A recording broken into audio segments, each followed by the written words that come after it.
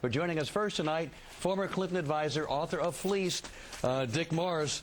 And Dick, the Wall Street Journal has it 51-43. The Fox News Opinion Dynamics poll 50-43. They even say they trust Obama more in the economy, more independents going Obama. Very tough at this point for McCain to pull it out, correct? Alan, don't start your victory dance yet. No, I'm just it's just a question. I mean, is it tough for McCain to pull it out? Nobody has any idea how this election is going to go. Not a pollster, not a candidate, not a political consultant, and let me explain why. There are 310 million Americans, and 220 million of them are of voting age. 120 million of the 220 voted in 2004, so 100 million didn't.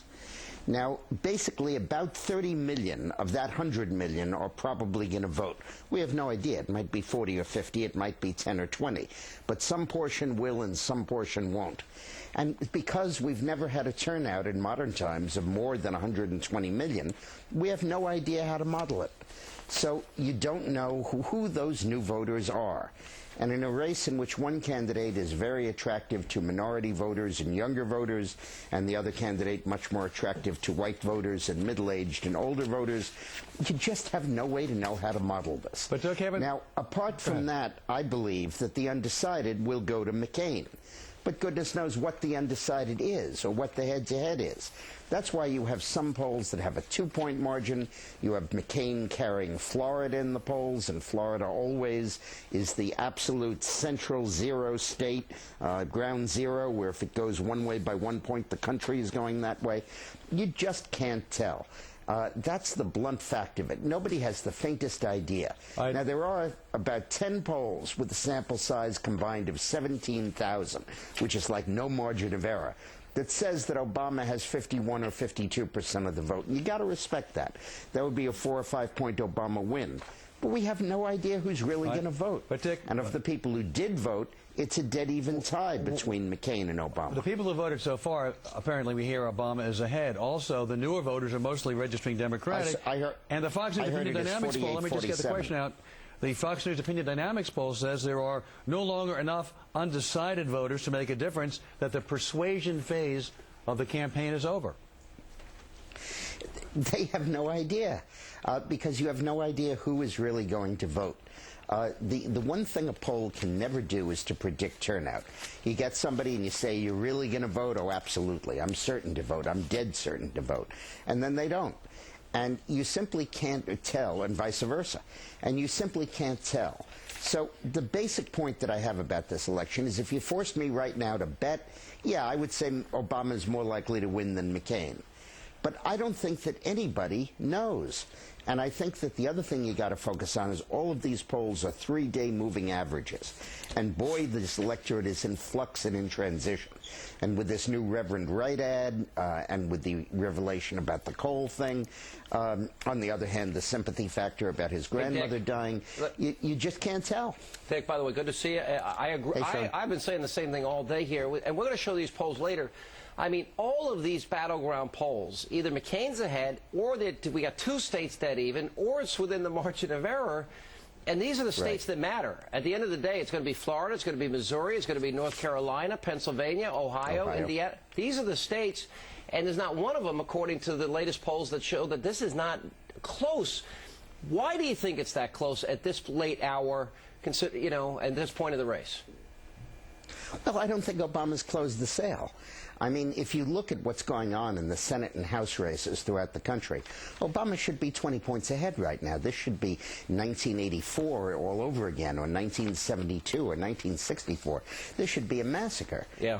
But the polling, to whatever extent you can believe it, suggests that it's not. Hey, Dick, and I think that he basically hasn't closed the deal. Dick, you've been an advocate saying that, and you've supported this group that has been running these independent ads, bringing up the issue of Reverend Wright again. You think it's been a mistake. GOPtrust.com. Well, there's a new ad that's out that's running in Pennsylvania. I want to run it for you and see if you think this could help what is now a Rasmussen 4-point race in the state of Pennsylvania. You know, by the way, where bitter Americans are, cling to their guns and religion. Yeah, sure, right, or if you believe John Murtha, they're racist rednecks. Here's the new ad. Right. Obama chose as his spiritual leader this man. Not God bless America, God damn America. He also picked right to baptize his children. The U.S. of KKKA. Barack Obama, he chose as a pastor a man who blamed the U.S. for the 9/11 attacks. Does that sound like someone who should be president? God damn America. Hey, Dick, here's my question. Number one, Yeah. running that ad with the comments that Obama made about bitter Americans clinging to their guns and religion, and this more recent development, quote, you can build a new coal plant, but we'll bankrupt you, and your electricity rates are going to skyrocket. Is this going to resonate in Pennsylvania? Is this going to impact this race? Yeah, I think it will. I think the Reverend Wright issue is a completely legitimate shot. Some people on one of the other shows were saying it's a last-minute ad. Well, nonsense. This has been in play for 9 months. And the point of the matter is that I think it is completely beyond the realm of possibility that this man sat in that congregation for 20 years and never heard Reverend Wright speak. His sermons were on sale in the lobby of the church. Yeah. I think that what he did was he joined the church because it was the way to make it with Chicago politics, and he was close to William Ayers because Ayers was a power in politics because his father was head of the utility company, and he got close to Resco because he needed money to get started politically. Yeah. But these are heck of an associations for a president. He probably couldn't get security clearance, Sean. Well, and that's a point I've made often, both on radio and TV. Here's a question. Could he, with his associations with Bill Ayers and Bernadine Dorn, and Reverend Wright and Father Flager and going to the Million Man March, could he become an FBI agent? Could he become a CIA agent? No, there's no way he could get security clearance. You don't need it as president because you're the president. But if he were applying for a job for the FBI, forget the FBI. He couldn't be a staffer on the National Security Council. Last question, because I want to go back to the economic issues, which are so key in this campaign. But this tape, and we're going to air this later. We'll talk to Newt Gingrich and Mike Huckabee about it. But this idea that if somebody wants to build a coal plant, you know, they can, but we're going to bankrupt them. And then when he said electricity, you know, under his plan is going to skyrocket, here's what I'm thinking.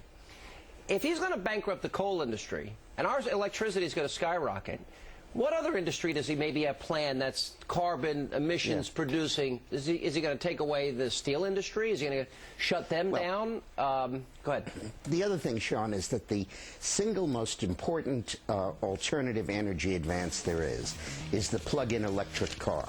And that's going to require 30% more electric power generation, which until we develop more nuclear plants is going to mean coal. Hey, Dick, I got to tell you if something. you're not for coal, you're not for energy, period, in the U.S. I bought a new car this weekend.